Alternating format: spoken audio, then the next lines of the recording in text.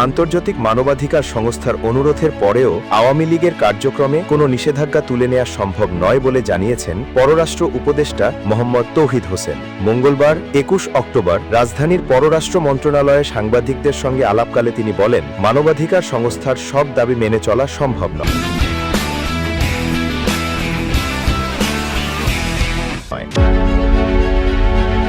এ সময় তিনি ভারতের চুক্তি বাতিলের বিষয়ে একজন উপদেষ্টার প্রচারিত তথ্যের সমালোচনা করে বলেন, প্রচারিত অনেক বিষয়ে বাস্তবে নেই এবং এমন বিষয় প্রচার না করলেও ভালো হতো। পররাষ্ট্র উপদেষ্টা আরও জানান, রাশিয়া বা অন্য কোনো দেশে বেআইনিভাবে সৈনিক হিসেবে অংশ নেওয়ার ক্ষেত্রে পদক্ষেপ নেওয়া কঠিন, তবে কোনো বাংলাদেশি নাগরিককে জোরপূর্বক যুদ্ধে অংশগ্রহণ করানো হলে মন্ত্রণালয় তা নিয়ে ব্যবস্থা নেবে।